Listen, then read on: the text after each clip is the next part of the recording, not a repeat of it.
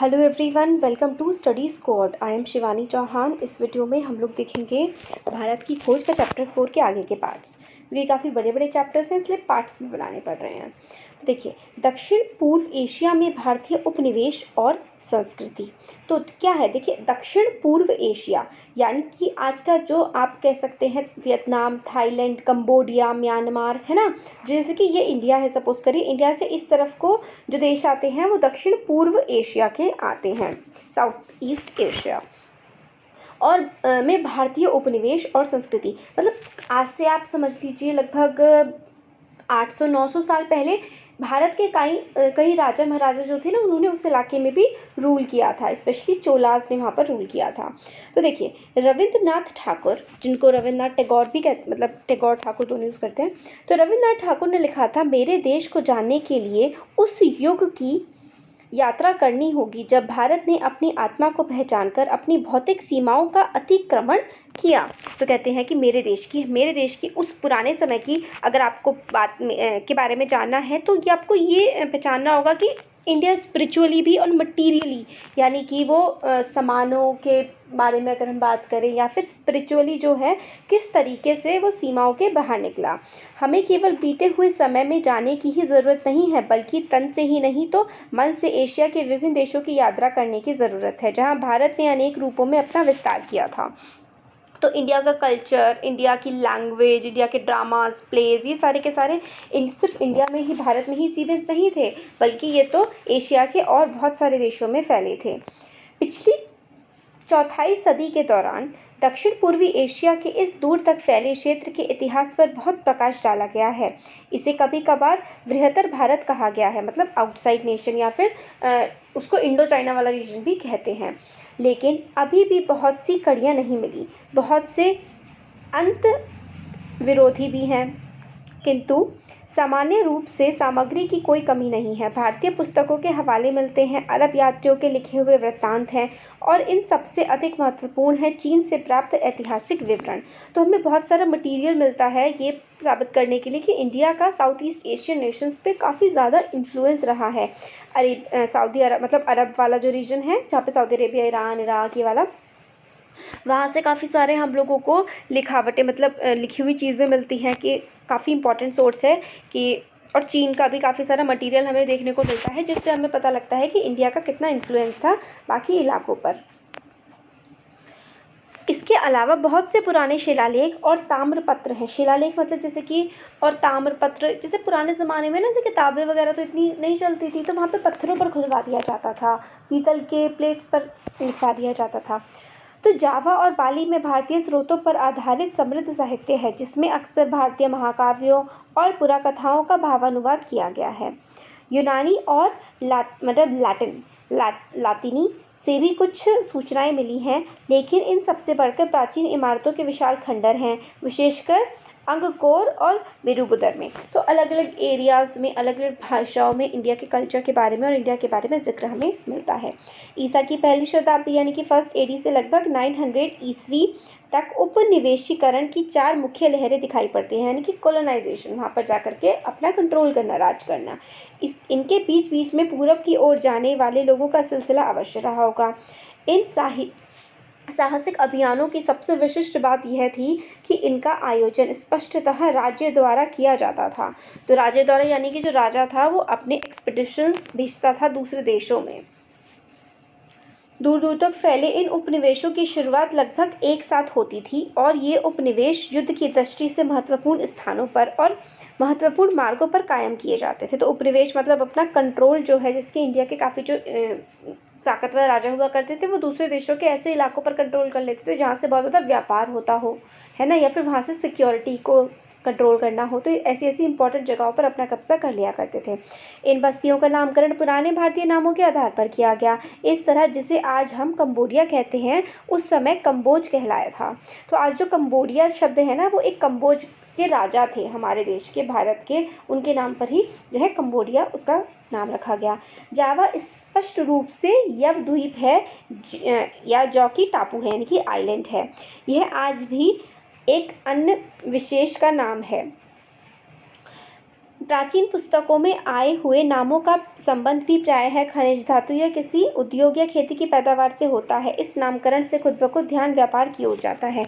तो जावा, Sumatra, Indonesia, है ना। तो ये सारे के सारे नाम जो हैं, इनसे हमें क्या समझ में आता है? जावा हो गया, सुमात्रा हो गया, ये वहाँ पे हिंदू कल्चर का इन्फ्लुएंस दिखाता है इंडोनेशिया वाले रीजन पे, और यहाँ से जो व्यापार होता था उसका भी इन्फ्लुएंस दिखाता है। यह व्यापार ईसा पूर्व 3री और 2री शताब्दियों में धीरे धीरे बढ़ गया। इन साहसिक व्यापारियों और व्यवसायियों और व्यापारियों के बाद धर्म प्रचारकों का जाना शुरू हुआ होगा, क्योंकि यह समय अशोक के ठीक बाद का समय था। तो पहले किंग्स गए होंगे, फिर उसके बाद पहले ट्रेडर्स गए होंगे, फिर किंग्स गए होंगे, फिर उसके बाद ऐसे लोग भी गए होंगे जो जिन्होंने धर्म फैलाया होगा, जैसे कि बौद्ध धर्म अशोक के द्वारा पूरे काफ़ी सारे दुनिया के देशों में मतलब फैला दिया गया था, लोग मानने लगे थे। संस्कृत की प्राचीन कथाओं से और यूनानी और अरबी दोनों में प्राप्त वृत्तांतों से पता लगता है कि भारत और सुदूर पूर्व के देशों के बीच कम से कम ईसा की पहली शताब्दी में नियमित समुद्री व्यापार रहा होगा। तो कंटिन्यूस मतलब ट्रेड रहा होगा इंडिया के से दूर भी काफ़ी सारे इलाकों में। यह स्पष्ट है कि प्राचीन भारत में जहाज बनाने का उद्योग बहुत विकसित और उन्नति पर था। तो प्राचीन भारत मतलब पुराने समय में हमारे देश में काफ़ी ज़्यादा शिप्स वगैरह बनाए जाते थे।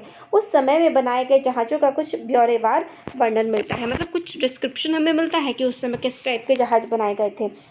बहुत से भारतीय बंदरगाहों का उल्लेख मिलता है, यानी कि भारत के पोर्ट्स का भी हमें डिस्क्रिप्शन मिलता है। 2री और 3री शताब्दी के दक्षिण भारत यानी कि आंध्र प्रदेश है, सिक्कों पर दोहरे पाल वाले जहाज का चिन्ह अंकित है। तो आंध्र प्रदेश के अगर सिक्कों पर शिप है तो भाई कोई इंपॉर्टेंट चीज़ ही तो लगाई जाएगी ना सिक्कों पर। तो देखिए बहुत इंपॉर्टेंट हुआ करते थे। अजंता के भित्ति चित्रों में लंका विजय और हाथियों को ले जाते हुए जहाज़ों के चित्र हैं। तो अजंता की जो गुफाएं हैं ना महाराष्ट्र वाले रीजन में, वहाँ पर भी हमें शिप्स के फोटोज़ देखने मतलब पिक्चर्स बनाई हुई देखने को मिलती हैं। महाद्वीप फोटो तो होते नहीं थे ना। महाद्वीप के देशों बर्मा, श्याम और हिंदी चीन यानी कि जो इंडो चाइना वाला रीजन है, जैसे कि वियतनाम, कंबोडिया, लाओस है ना, ये वाला, चीन का प्रभाव अधिक था। टापुओं और मलय प्रायद्वीप पर भारत की छाप अधिक है। तो मलेशिया है ना, इन सब पे इंडिया की काफ़ी ज़्यादा छाप देखने को मिलती है। आमतौर पर शासन पद्धति और सामान्य जीवन दर्शन चीन ने दिया और धर्म और कला भारत ने। तो धर्म रिलीजन जो है वहाँ पे बुद्धिज़्म तो इंडिया से गया, और वहाँ का जो कल्चर है वो भी, और जीवन दर्शन मतलब लाइफ कैसी चलती है वो चाइना से ली। तो इंडिया और चाइना का बहुत ज़्यादा मिक्स कल्चर वहाँ पे इंडो चाइना में देखने को मिलता है, यानी कि काफ़ी सारे देशों के मिक्सचर को इंडो चाइना कहते हैं। बेसिकली तो वियतनाम, कंबोडिया और लाओस को, बाकी औरों को भी मिला दिया जाता है। इन भारतीय उपनिवेशों का इतिहास तकरीबन 1300 साल या इससे भी कुछ अधिक का है। ईसा की पहली या 2री शताब्दी से आरंभ होकर 15वीं शताब्दी के अंत तक। तो उपनिवेश मतलब भारत के राजा अलग अलग जगह पर जाकर के उन्होंने अपनी कॉलोनी बनाई, जैसे कि अंग्रेज़ों ने हम पे तो अंग्रेज़ों ने बहुत अत्याचार किए थे। उस समय पर ऐसा कम हुआ करता था, व्यापार और वैसे कंट्रोल नॉर्मल ज़्यादा होता था। आगे है विदेशों पर भारतीय कला का प्रभाव। अलग अलग देशों में हमारे देश की जो आर्ट है उसका किस तरीके से असर पड़ा। भारतीय सभ्यता ने विशेष रूप से दक्षिण पूर्वी एशिया के देशों में अपनी जड़ें जमाई। इस बात का प्रमाण आज वहाँ सब जगह मिलता है। चंपा, अंगकोर, श्री विजय, भज्जा बहित और दूसरे स्थानों पर संस्कृत के बड़े बड़े अध्ययन केंद्र थे, मतलब संस्कृत को पढ़ने के काफ़ी सारे इंस्टीट्यूशंस मौजूद थे वहाँ। मतलब आज से 1000-2000 साल पहले की बात हो रही है। वहाँ जिन राज्यों का उदय हुआ उनके शासकों के नाम विशुद्ध भारतीय और संस्कृत नाम है। इनका अर्थ यह नहीं कि वे विशुद्ध भारतीय थे, पर इसका अर्थ यह है कि उनका भारतीयकरण किया गया था। तो वहाँ के जो इम्पोर्टेंट राजा थे वहाँ मतलब लोगों का नाम इंडियन नेम्स टाइप का मिलता है हमें, पर इसका अर्थ यह अवश्य है कि उनका भारतीयकरण किया गया था, इंडियनाइजेशन कर दिया गया था। राजकीय समारोह भारतीय ढंग से संस्कृत में संपन्न किए जाते थे। राज्य के सभी कर्मचारियों के पास संस्कृत की प्राचीन पद्धतियाँ थीं और इनमें से कुछ पदवियाँ थी, यानी कि पोस्ट थी। कुछ पदवियाँ और पदनाम न केवल थाईलैंड के बल्कि मलय की मुस्लिम रियासतों में भी अभी तक चले आ रहे हैं। मतलब आज तक भी उन टाइटल्स का इस्तेमाल किया जा रहा है, संस्कृत टाइटल्स का। इंडोनेशिया के इन स्थानों के प्राचीन साहित्य भारतीय पुराकथाओं और गाथाओं से भरे हुए हैं। जावा, बाली, सुमात्रा, ये सारे इंडियन नेम्स हैं ना। कि मशहूर नृत्य भारत से लाए गए, यहाँ का जो डांस है वो भी इंडिया से आया। बाली के छोटे से टापू ने अपनी भारतीय संस्कृति को अभी तक बहुत सीमा तक कायम रखा है, यहाँ तक कि हिंदू धर्म भी वहाँ चला आ रहा है। फिलीपीन द्वीप में लेखन कला भारत से ही गई। तो लिखने की किस तरीके से लिखा जाता है फिलीपाइंस में, इंडिया से गई। कंबोडिया में वर्णमाला दक्षिण भारत से ली गई है और बहुत से संस्कृत शब्दों को थोड़े से हेरफेर के साथ लिया गया है। दीवानी और फौजदारी के कानून भारत के प्राचीन स्मृतिकार मनु के कानूनों के आधार पर बनाए गए हैं और इन्हें बौद्ध प्रभाव के कारण कुछ परिवर्तनों के साथ संहिताबद्ध करके कंबोडिया की आधुनिक कानून व्यवस्था में ले लिया गया। तो देखिए, कंबोडिया के जो वर्णमाला, जो वहाँ के अल्फ़ाबेट हैं, वो साउथ इंडिया से लिए गए, संस्कृत से काफ़ी सारे शब्द जोड़े गए और काफ़ी सारे कोर्ट्स का सिस्टम, वहाँ के जो है ना लॉज, वो भी इंडिया से काफ़ी ज़्यादा इंस्पायर्ड हैं। और बौद्ध धर्म का भी वहाँ पर काफ़ी ज़्यादा हमें प्रभाव देखने को मिलता है वहाँ की कानून व्यवस्था में। लेकिन भारतीय प्रभाव सबसे अधिक प्रकट रूप से प्राचीन भारतीय बस्तियों की भव्य कला और वास्तुकला में दिखाई पड़ता है, यानी कि आर्ट में सबसे ज़्यादा वहाँ पर इफेक्ट दिखता है इंडिया का। इस प्रभाव से अंगकोर और बेरूबुदूर की इमारतें और अद्भुत मंदिर तैयार हुए। तो अंगकोर वट है वहाँ पे, है ना, काफ़ी इंपॉर्टेंट टेम्पल है। जावा में बेरूबुदूर में बुद्ध की जीवन कथाएं पत्थरों पे उत्कीर्ण है, मतलब पत्थरों पर जावा में जो है बुद्ध की कथाएं लिखी हुई हैं। दूसरे स्थानों पर नक्काशी करके विष्णु, राम और कृष्ण की कथाएं भी लिखी गई हैं। अंगकोर वट के विशाल मंदिर के चारों तरफ विशाल खंडहरों का विस्तृत क्षेत्र है। उसमें बनावटी झीलें, पोखरों और नहरें हैं, जिसके ऊपर पुल बने हैं और एक बहुत बड़ा फाटक है जिस पर एक वृत्ताकार सिर पत्थर में खुदा है।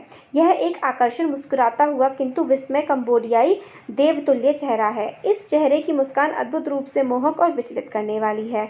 तो वहाँ पर पत्थर पे खोद करके चेहरा बनाया हुआ है और जो मुस्कुरा रहा है, जो काफ़ी अच्छा लगता है।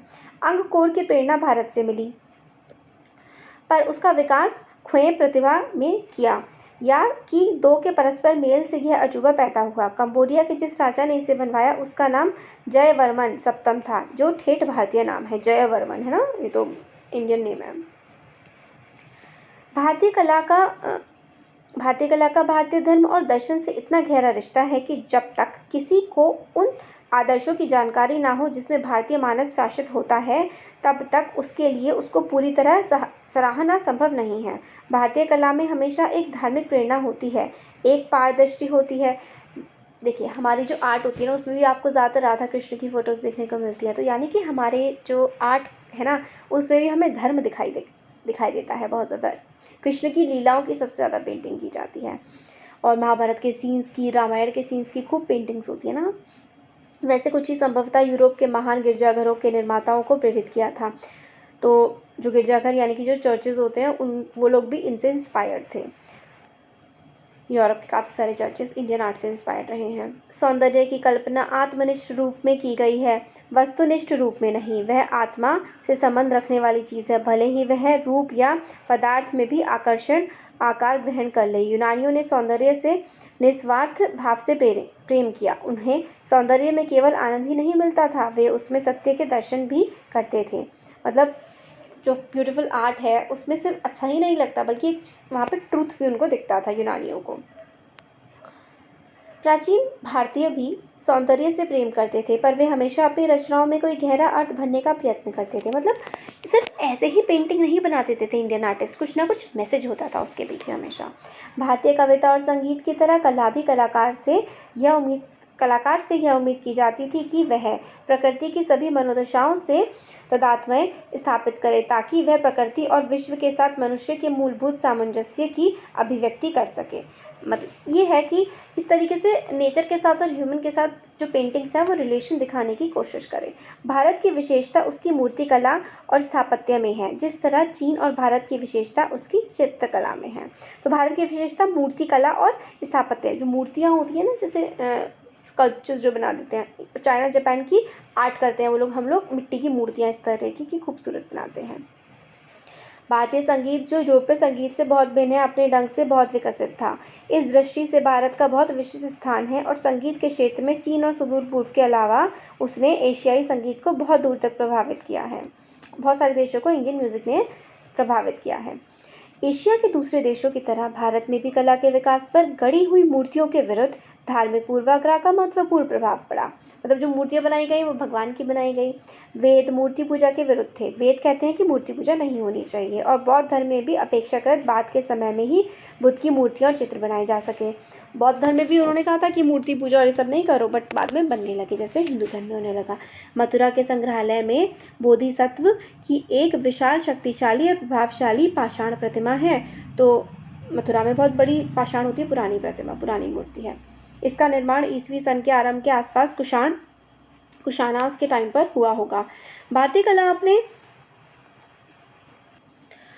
आरंभिक काल में प्रकृतिवाद से भरी है। प्रकृतिवाद का मतलब है नेचर के बारे में बहुत कुछ दिखाया जाता है, जो कुछ अंशों में चीनी प्रभाव के कारण हो सकता है। कि जो इतना ज़्यादा नेचर को दिखाया गया हो वो चाइनीज़ इन्फ्लुएंस के बाद हुआ हो। भारतीय कला के इतिहास की विभिन्न अवस्थाओं पर चीनी प्रभाव दिखाई पड़ता है। तो हमारी जो आर्ट काफ़ी डेवलप हुई है ना, उस पर जो ये चीनी लोग हैं ना, इनका काफ़ी ज़्यादा असर दिखाई पड़ता है। 4वीं से 6वीं शताब्दी ईस्वी में गुप्त काल के दौरान, जिसे भारत का स्वर्णिम युग कहा जाता है, गुप्ता पीरियड को गोल्डन टाइम ऑफ इंडिया कहा जाता है, अजंता की गुफाएं खोदी गई। अजंता की गुफाएं, जो आज अजंता एंड एलोरा की हम लोग केव्स देखते हैं, वो गुप्ता पीरियड में खोदी गई थी। इसमें काफ़ी सारे चित्र बनाए गए हैं। बाघ और बादामी की गुफाओं में भी इसी काल की हैं। तो देखिए, बाघ और बादामी है ना, बाघ, बादामी हो गया, और अजंता, ये सारे के सारे गुप्ता पीरियड की हैं, ये याद रखिएगा। अजंता हमें किसी स्वप्न की तरह दूर किंतु असल में एकदम वास्तविक दुनिया में ले जाती है। इन भित्ति चित्रों को बौद्ध भिक्षुओं ने बनाया था। बहुत समय पहले उनके स्वामी ने कहा था, स्त्रियों से दूर रहो, उनकी तरफ देखो भी नहीं, क्योंकि वे खतरनाक हैं। इसके बावजूद इन चित्रों में स्त्रियों की कमी नहीं है।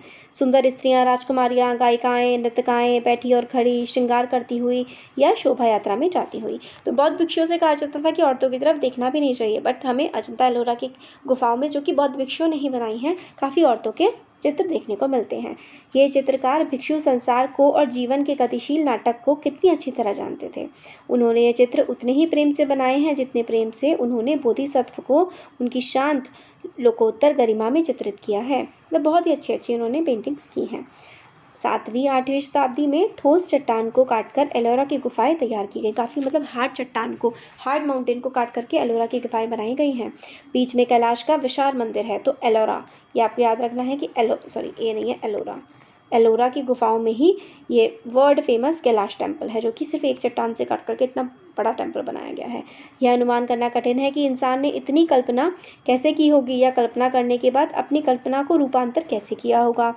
मतलब बहुत ही ऑसम टेम्पल है वो। एलिफेंटा की गुफाएं भी इस समय की हैं, जहां प्रभावशाली और रहस्यमयी त्रिमूर्ति बनी है। दक्षिण भारत में महाबलीपुरम की इमारतों का निर्माण भी इसी समय हुआ। तो साउथ इंडिया में जो महाबलीपुरम की इमारतें हैं, उनका भी गुप्ता पीरियड के टाइम पर ही निर्माण किया गया था। एलिफेंटा की गुफाओं में नटराज शिव की एक खंडित मूर्ति है। तो एलिफेंटा में शिव नटराज की फॉर्म में एक पेंटिंग, मतलब मूर्ति मिलती है हमें, जिसमें शिव नृत्य की मुद्रा में है। हेवल का कहना है कि इस शत विशत अवस्था में यह मूर्ति भीमाकार शक्ति का मूर्त रूप है और इसकी कल्पना अत्यंत विशाल है। ब्रिटिश संग्रहालय में विश्व का सृजन और नाश करते हुए नटराज शिव की एक मूर्ति है। तो ब्रिटिश म्यूजियम है, उसमें भी जो है शिव की नटराज की फॉर्म में एक मूर्ति है। एप्स्टीन ने लिखा है कि उनकी विशाल लयात्मकता काल में के विराट युगों का आह्वान करती है। मतलब उनकी विराटता इतना ज़्यादा बड़ा है, और वो क्रिएटर, सस्टेनर एंड डिस्ट्रॉयर हैं। दुनिया को बनाते हैं, चलाते हैं और उसको ख़त्म भी कर देते हैं। इस तरीके से नटराज को, यानी कि शिव को, दिखाया गया है एलिफेंटा की गुफाओं में। जावा में बेरीबुदूर से बोधिसत्व का एक सिर कोपेनहेगन के ग्लिप्टोटेक ले जाया गया था दूसरे देश। रूपगत सौंदर्य की दृष्टि से यह सिर सुंदर है ही, इसमें कुछ और गहरी बात है जो बोधिसत्व की शुद्ध आत्मा को इस तरह उद्घाटित करती है जैसे दर्पण में प्रतिबिंब। वह एक ऐसा चेहरा है जिसमें समुद्र की गहराइयों की प्रशांति, निर्भर नीले आकाश की स्वच्छता और इंसानी पहुंच से परे परम सौंदर्य मूर्तिमान हुआ है। मतलब बहुत ही सुंदर मूर्ति है, इंसान, ऐसा लगता है इंसान बना सकता है, इस तरीके की बातें कही गई हैं। अब ये जो आगे का है ना, वो हम आने वाले वीडियोस में देखेंगे। Thank you.